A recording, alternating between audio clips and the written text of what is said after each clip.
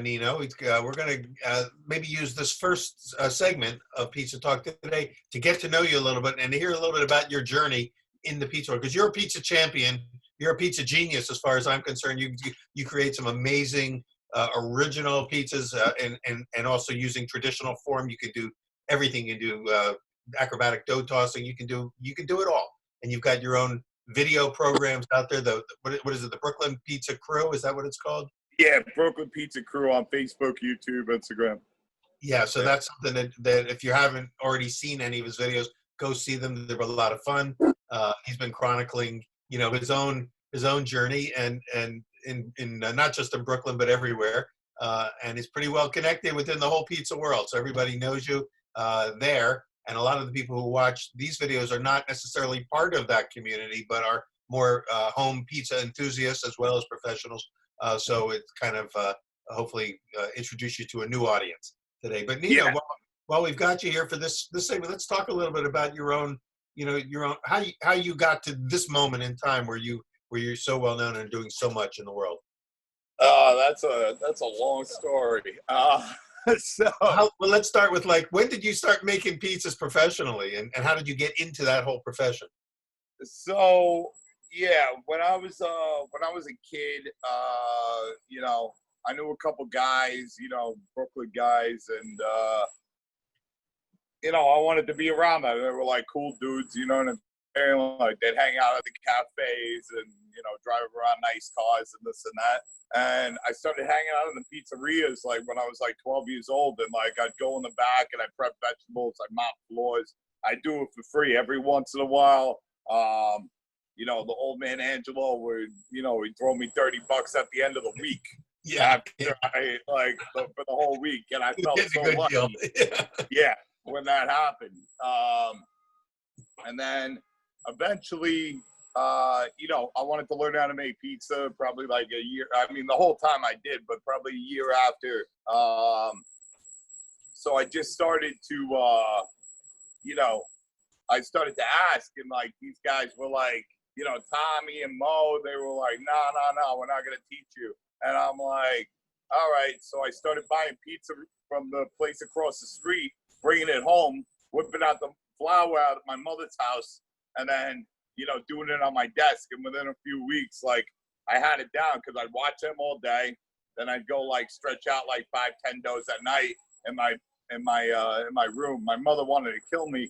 There was flour all over the place. We had this old school, desk from like the 1930s and one of those roll-up ones. And, was this in Brooklyn, Nino? Is this where you grew up? Yeah, this is in Brooklyn. Yeah. So what was it like? I mean, because I think Brooklyn has its own sort of mystique about it. For those of us who are not from Brooklyn, we kind of view it as being this sort of mystery land but where a lot of interesting things happen and a lot of great iconic food places, especially in the pizza world, exist. So, what was that? What was we were talking now when you were growing up? What was this? Maybe a few years ago. What was it? What was that like? What was the whole scene? It was. I mean, it was definitely different than it is now.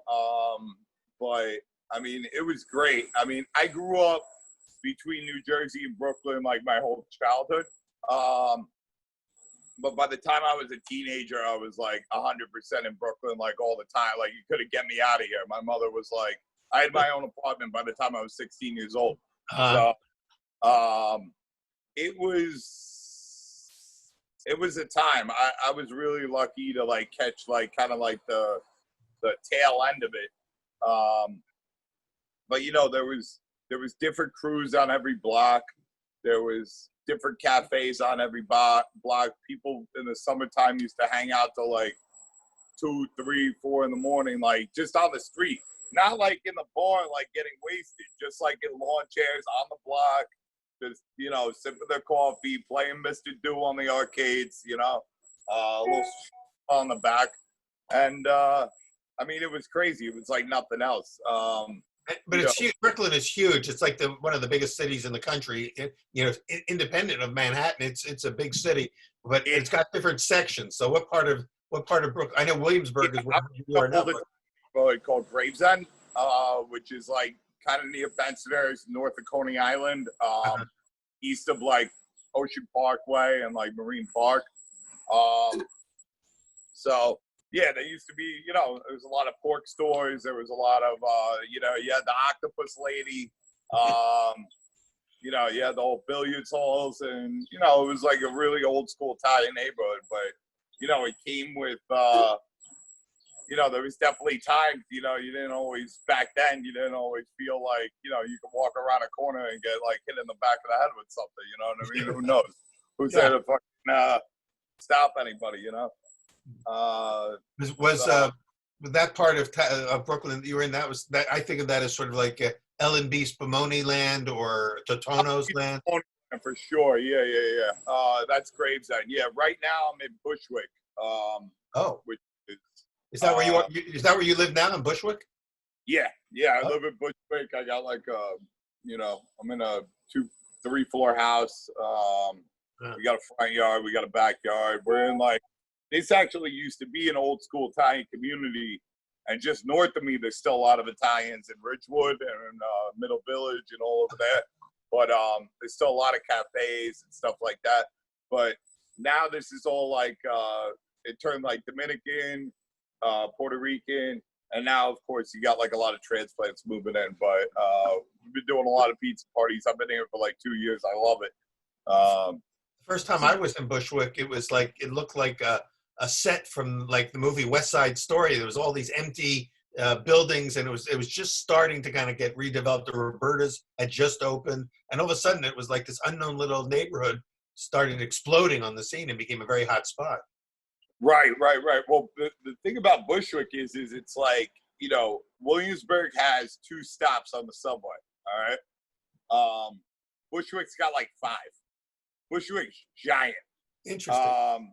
Bushwick, I might be the largest neighborhood, like size-wise, in Brooklyn.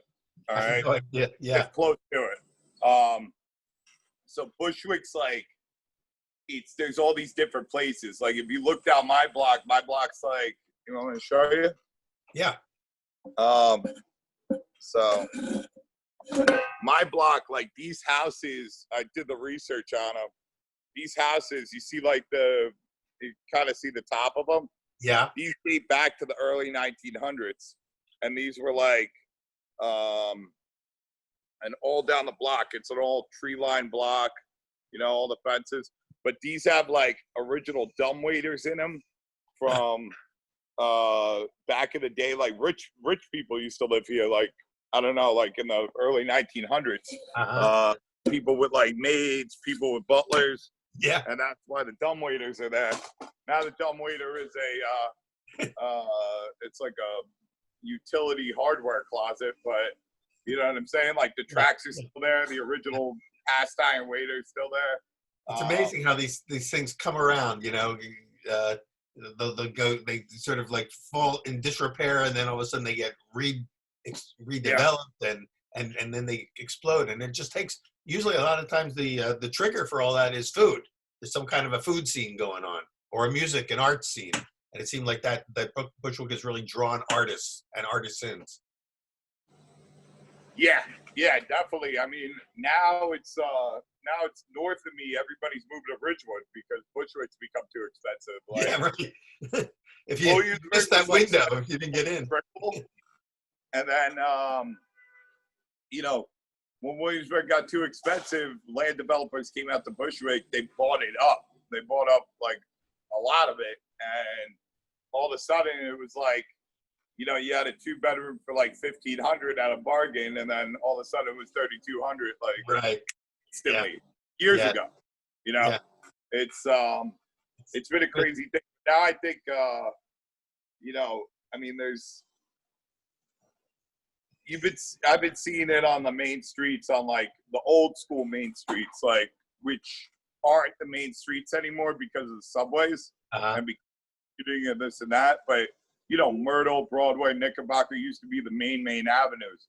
And a lot of the businesses that are on these things, like, you know, the Payless Shoes went out of business, the Oscars got before all this. And you're talking like 20, 30, 40,000 square foot stores that just don't have a place in today's economy because of this, that, and the other thing. And now this is speeding all that up. So, Yeah. I mean, between that and the remote stuff, that's going to take on huge sectors. I think real estate prices are going to come like way down over here because it's going to affect, Yeah, the And world's changing again. Yeah. Yeah, I mean, it was going to happen. Now it's just happening faster than it would have happened, but it was happening anyway. Yeah. But Yeah. Everything's people would have accelerating. to figure out, what do you do with millions of square feet? You can't put a restaurant and a bar on every single store, Right. Well, So- well, speaking of restaurants and stores, so your sort of flagship place is Williamsburg Pizza, right? In in that neighborhood.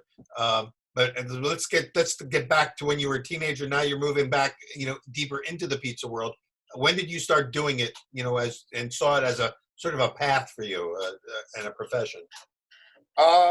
So yeah, I mean, I used to do a lot of dumb stuff. You know what I mean? A lot. Like all. Yeah, but professionally, I was doing dumb stuff. I was a dumb shit professional. So I used to work pizza jobs here and there because I knew how to do it,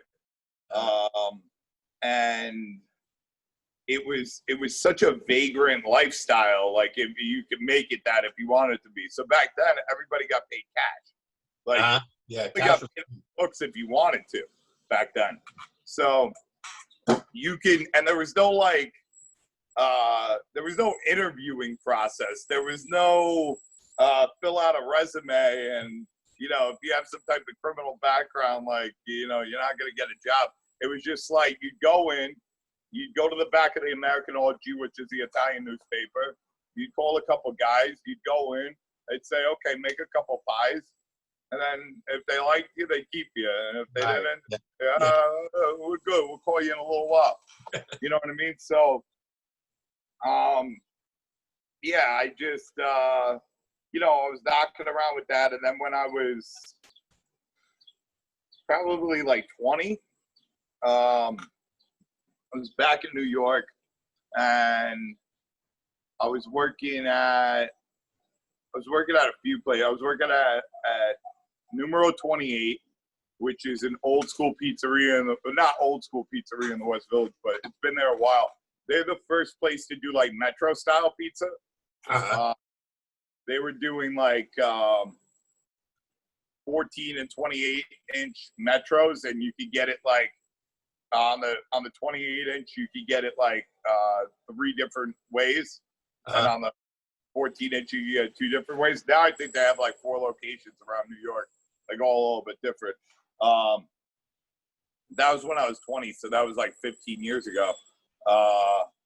And then I was working at Baci and Bracci in Williamsburg. I got a job, and back then Baci and Bracci had this like crazy famous, old school famous chef that used to work on like Fifth Avenue and all the old school Italian restaurants, Frank.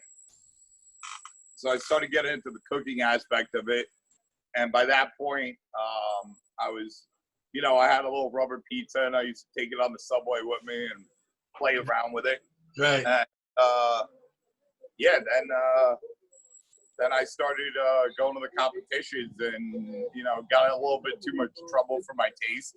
Wanted to take a couple steps back from the dumb shit. And I started to realize real quick that, not only did I like have a good understanding and a good head for this stuff, but like there was some money to be made. You know what I mean? And,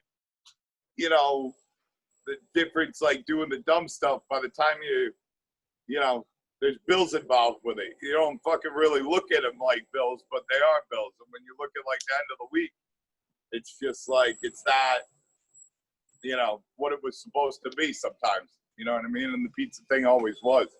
Yeah. And, there's nothing like winning a competition to get it to go around the world. I had like never been out of the country.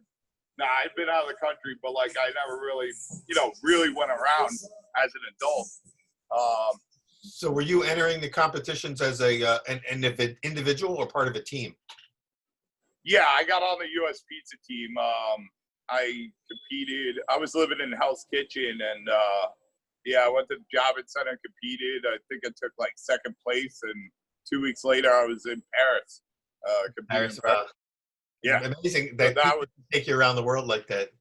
You know, I'm just thinking as you're telling us this story that you know the transformational power of something as simple as pizza to give you a path of pathway of life, kind of focus your energies and essentially establish a career for you that probably maybe didn't even see it coming until you were in the middle of it.